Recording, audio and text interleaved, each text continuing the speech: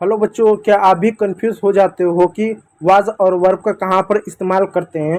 तो आज आपके इस वीडियो में जो आपका कंफ्यूजन है वो पूरी तरह से खत्म होने वाला है, क्योंकि इस वीडियो में हम सीखेंगे वाज और वर्ब के सभी नियम कि वाज और वर्ब का कहाँ पर प्रयोग किया जाता है। वाज और वर्ब का पॉजिटिव पढ़ेंगे, नेगेटिव पढ़ेंगे और इंट्रोगेटिव वाक्यों को देखेंगे, वो भी आसान उदाहरणों के साथ। तो चलिए शुरू करते हैं आज की इस वीडियो को। और चैनल पर नए हैं तो चैनल को सब्सक्राइब और वीडियो को एक लाइक जरूर कर दीजिएगा। देखिए दोस्तों, आप लोग के मन में सवाल आता है कि यार हम टेंस को क्यों पढ़े, या टेंस में हम वाज वर्ब को क्यों पढ़े, आखिर क्या है इसमें ऐसा। तो सबसे पहले जान लेते हैं वाज वर्ब का मतलब क्या होता है और इसका उपयोग कहाँ करते हैं। देखिए, वाज और वर्ब का दोनों का प्रयोग भूतकाल में किया जाता है, यानी जब हम अतीत की बात को बताते हैं तो अतीत की बात बताते हैं तो उसके लिए हमको वाज और वर्ब की आवश्यकता है। अब यहाँ पर यह सवाल आता है कि आखिर अतीत का हम टेंस क्यों पढ़ें, भूतकाल टेंस क्यों पढ़ें। तो उसका जवाब ये है दोस्तों, जब आप लेटर को लिखते हो, जब आप कोई किताब पढ़ते हो, जैसे अंग्रेजी की कोई किताब हो गई, कोई लेखक की कोई उपन्यास हो गया, तो जो भी घटनाएं होती हैं, जो भी जानकारी होती है, सब पास्ट में लिखी होती है। जैसे मान लीजिए आपने न्यूटन चाचा के बारे में पढ़ा कि न्यूटन जो थे उन्होंने सेब को गिरते हुए देखा और ग्रेविटी की खोज की, उनके बारे में पढ़ोगे। अगर अंग्रेजी की पुस्तक रहेगी ना तो भी पास्ट में ही लिखा रहेगा, क्योंकि वो हो चुका है, हो चुका है, होने वाला तो है नहीं, हो तो नहीं रहा है, तो पास्ट में लिखा रहता है। तो वहां पर वाज वर्ब इन सब का आपका ज्यादा प्रयोग देखने को मिलेगा, इसलिए हमको इनको पढ़ना पड़ेगा। तो मतलब जो काम पहले हो चुका उसको पढ़ेंगे। चलिए इसको देखते हैं। वाज का प्रयोग, वाज का प्रयोग हमेशा ही सी, वाज का प्रयोग हमेशा आई ही सी इट एक वचन के साथ हमेशा प्रयोग करेंगे।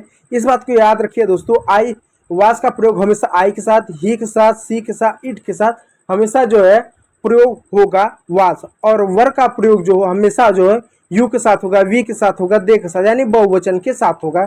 अब एक वचन बहुवचन तो आपको मैं कई दिन से बताता चला रहा हूं। एक वचन वो होता है जिसमें एक व्यक्ति, एक जगह, एक स्थान, किसी एक का बोध होता है। और बहुवचन जहां पर दो या दो से अधिक चीजों का ज्ञान होता है उसको बहुवचन कहते हैं। तो एक वचन में वाज और बहुवचन में वर का प्रयोग करते हैं। एग्जाम्पल देखिए, आई वॉज टाइड, आई वॉज टाइड, मैं थका हुआ हूँ। दे वर हैप्पी, वे खुश थे, दे वर हैप्पी, वो खुश थे। अब पॉजिटिव सेंटेंस को देखें कि सकारात्मक वाक्य किस रूप में बनाया जाता है। सबसे पहले आपका सब्जेक्ट होगा, जैसे राम होगा, श्याम होगा, आई होगा, वी होगा, सी होगा, इट होगा, दे होगा, यू होगा, ये माई होगा, ये सारे सब्जेक्ट होंगे। उसके बाद आपका हेल्पिंग वर्ब लगेगा। जैसा आपका हेल्पिंग वर्ब होगा, एक वचन है तो वाज लगेगा, बहुवचन है तो वर लगेगा। उसके बाद देखिए दोस्तों, वर्ब भी आता है, लेकिन हमने यहाँ पर वर्ब को हटा दिया ताकि सेंटेंस छोटा हो, समझने में आसानी हो। उसके बाद वर्ब आता है, वर्ब आता है, उसके बाद यहाँ पर ऑब्जेक्ट होता है। तो was verb plus object. Example देखिए, हम यहाँ पर वर्ब को हटा दिए हैं ताकि समझने में आपको आसानी हो। She was at school, she means हुआ, वाज मिस था, एट मिस पर, स्कूल मिस पाठशाला पर, वो पाठशाला पर या स्कूल पर था। We were at the park, वे पार्क पर, वे पार्क पर थे। ठीक है, वी मिस हम हो सकता है, तो हम पार्क पर थे। एट मिस होता है पर, तो हम पार्क पर थे। Raju was Hungary, Raju was Hungary, Raju भूखा था। हंगरी मिस होता है भूखा। ठीक है, तो ये सारे शब्द कैसे, ये सारे शब्द हैं आपका पास्ट टेंस के हैं लेकिन सकारात्मक है। ठीक है, चलिए अगला आता है नेगेटिव सेंटेंस, जिसमें नकारात्मक होता है। स्ट्रक्चर क्या रहेगा, वही रहेगा, सब्जेक्ट रहेगा, वाज वर्ब रहेगा, नॉट रहेगा और ऑब्जेक्ट रहेगा। इसमें हमने वर्ब को हटा दिया ताकि सेंटेंस छोटा हो। Example, I was not late, I was not only, I means में, वाज मिस था, नॉट मिस नहीं, लेट मिस देरी, मैं देर नहीं था। They were not ready, they means वे, वर मिस थे, नॉट मिस नहीं, रेडी मिस तैयार, वे तैयार नहीं थे।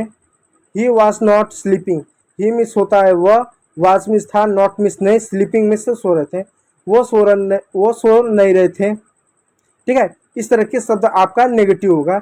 अब देखिए प्रश्नवाचक शब्द, वाक्य का प्रश्नवाचक। देखिए ये जो प्रश्नवाचक जो शब्द होगा ये तब इसका प्रयोग करेंगे जब किसी से अतीत में कोई चीज पूछने के लिए प्रयोग किया जाएगा। इसका कैसा होगा, सबसे पहले हेल्पिंग वर्ब आपका आगे आ जाएगा, जो भी आपका जैसा सब्जेक्ट रहेगा, एक वचन बहुवचन, उसके बाद सब्जेक्ट होगा ही सी यू, जो भी आपका रहेगा, सी यू इट आपका क्या हो जाएगा, सब्जेक्ट रहेगा। उसके बाद आपका ऑब्जेक्ट है, यहाँ पर हमने डायरेक्ट लिया, यहाँ पर हमने वर्ब नहीं लिया ताकि सेंटेंस छोटा हो। तो was she absent yesterday, yesterday means होता है बीता हुआ कल, तो वाज मिस क्या सी मिस वो, एब्सेंट मिस क्या था, विलुप्त का विलुप्त तो नहीं कहेंगे कि एब्सेंट था। एस्टरडे मिस कल, क्या वो एब्सेंट था कल। Where were you at the party, were means क्या, यू मिस आप, एट मिस पर, द पार्टी मिस क्या जो पार्टी, क्या आप पार्टी पर थे। तो इसके लिए प्रश्न किया है, इसलिए वर का प्रयोग किया। और वर क्यों, क्योंकि यू है।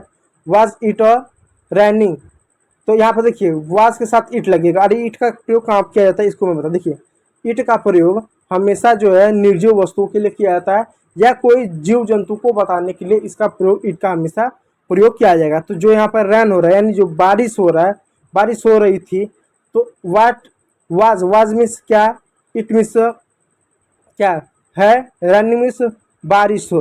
तो क्या बारिश हो रही है या हो रही थी होगा, क्या बारिश हो रही थी। ठीक है, तो इसका ये हिंदी सेंटेंस बनेगा।